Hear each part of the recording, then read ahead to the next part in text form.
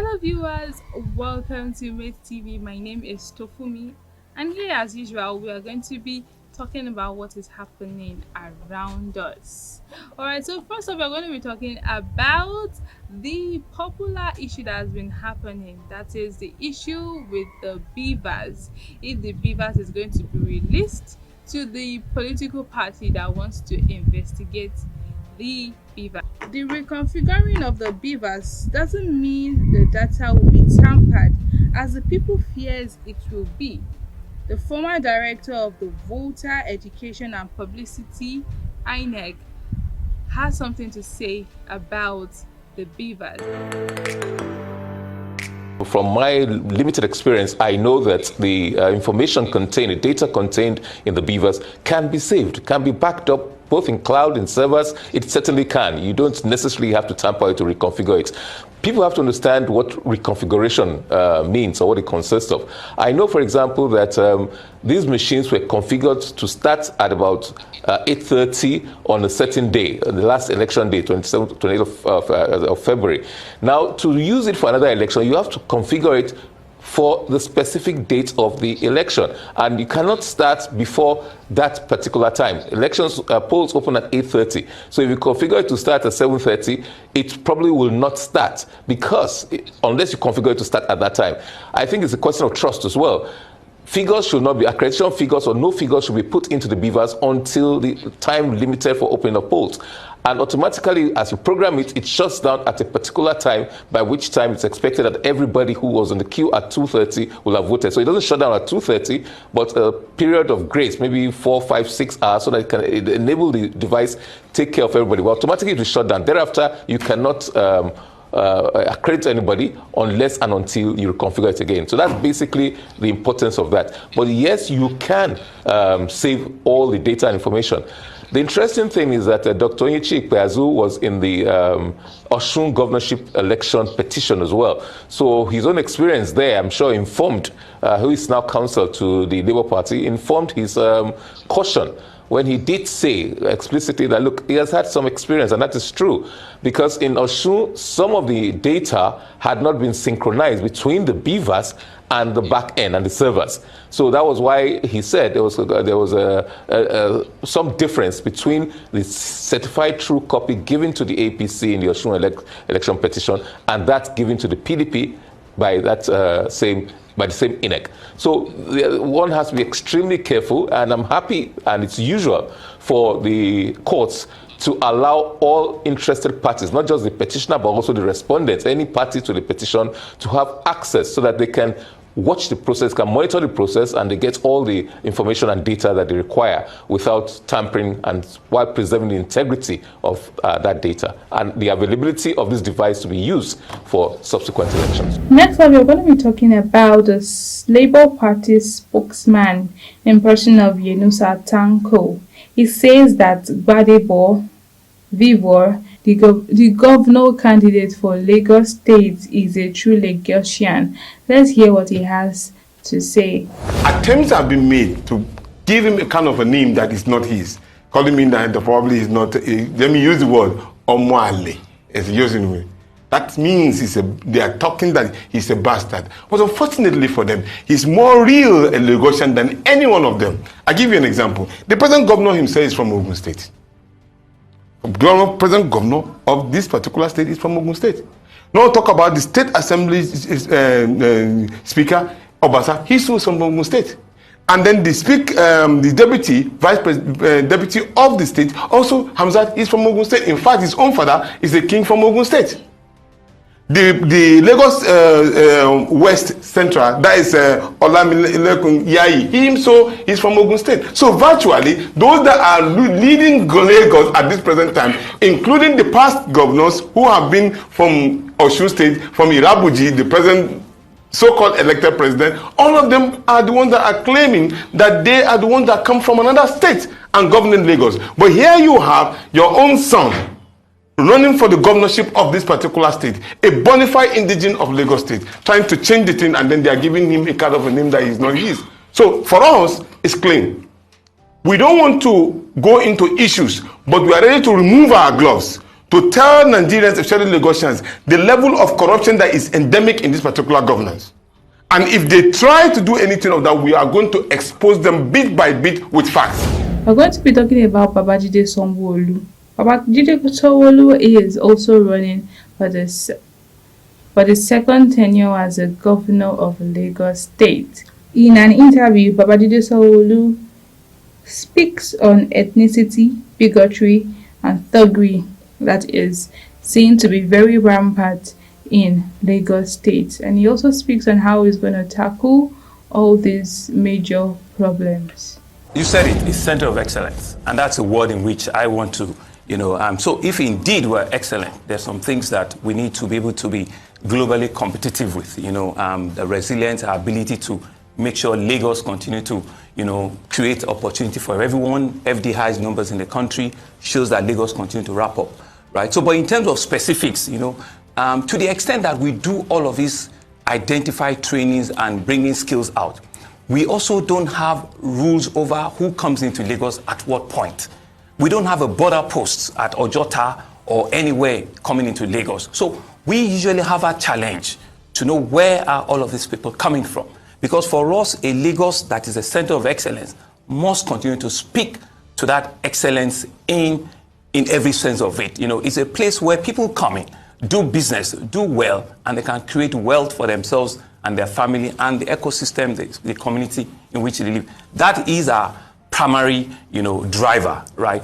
Any other thing that comes up will be a distraction for us, right, which we will need to deal. So to answer your question very well, it's condemnable, and I totally condemn it. It's not acceptable. It's not something that any forward-looking government will want to. So you condemn the ethnic bigotry? Oh, absolutely. And those that are saying some people are Igbos, they're not from Lagos, you condemn all of that? So first thing first is that the first thing is we're human beings. That's the first thing, right? And the very next level is that we're Nigerians, which is a put together that is not you and I that created it.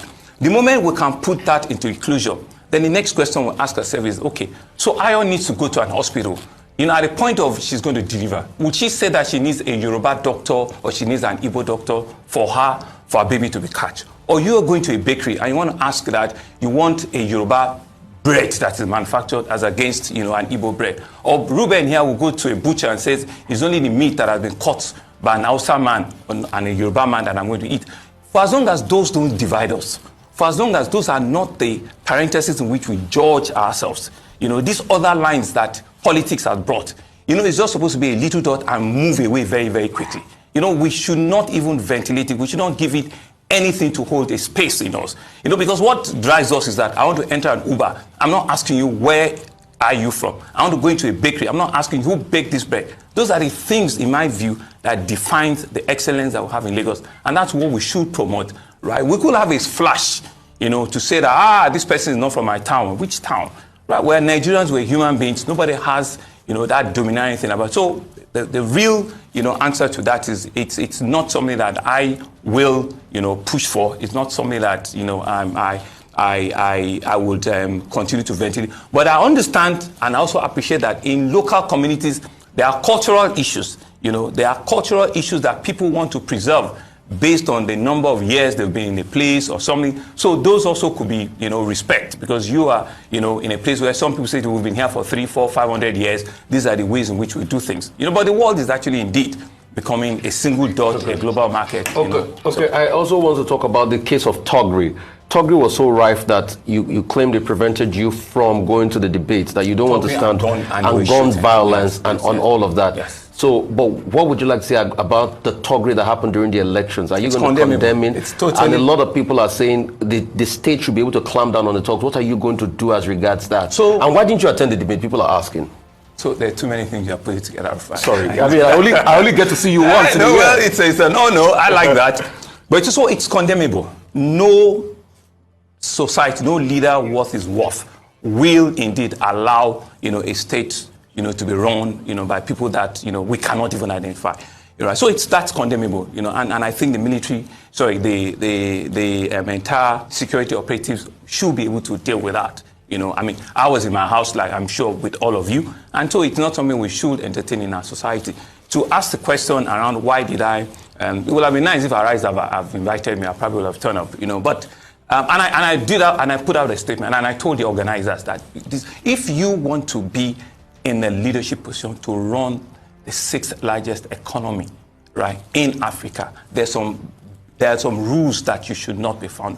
We saw brazenly on social media, right, branded vehicles with guns, with cutlasses in a neighborhood in broad daylight, right, few days to that. It's totally unacceptable, right? And because of that, and I said I will not stand on the same platform. I will not, well, that's in a way. I will not stand on the same with such, it's a government candidate.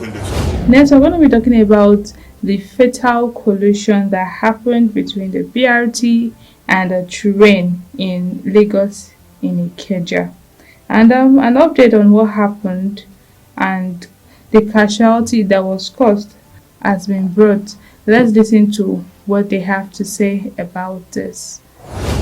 We received distress alert that there was this incident here around 7:39 a.m. Immediately we mobilized. Fortunately, we have some of our volunteers and staff around there.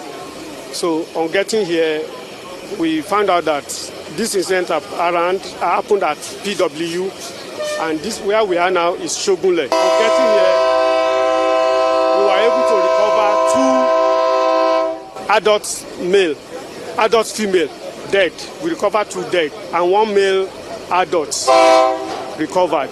84 were rescued to Lagos State Teaching Hospital. 07:20 hours this morning, there was a distress call from our office that there's an accident at Shogunle level crossing. So we came and we started asking questions, and we discovered that the bus driver, the BRT driver, there's a level crossing keeper at the spot. He has stopped other vehicles. There was level crossing keeper, there was police, there was LASMA at the point of the accident. They have already stopped him. All of a sudden, the bus from nowhere veered into the road and now entered the track. And unfortunately, the local driver was also blaring his horn from a distance. So unfortunately, they collided, and the train carried the bus to a distance of about 100 meters before it stopped. And there were fatalities in the course of the accident. At 7:20 a.m., we received a distress call via our emergency number 112767, and immediately we activated our emergency response plan. All the key stakeholders that are important in managing emergency moved to the scene, and the location is at Shogunle PWD Railway Crossing Junction, and it involved a luxurious bus that was conveying Lagos State staff officials and a moving train. Immediately, we commenced rescue activities. We are able to rescue 84 alive, and we recovered 3 bodies, 2 females and 1 male, and they have been deposited at the Lagos State Teaching Hospital mortuary. However, the 84 casualties are receiving adequate treatment at the Lagos State Teaching Hospital. And you will recall, in Lagos State, emergency treatment for 24 hours is free of charge, and all top officials are there. Immediately we finish the rescue activities, we commence the recovery activities, while we use another train to pull the accidental train, and we use our Charlie to pull the bus that was involved in that accident. Alright, so we've come to the end of this video. Don't forget to subscribe, like, and also turn on your notification post as to get more videos. And also don't forget to comment down below the comment section. See you in the next video. Bye.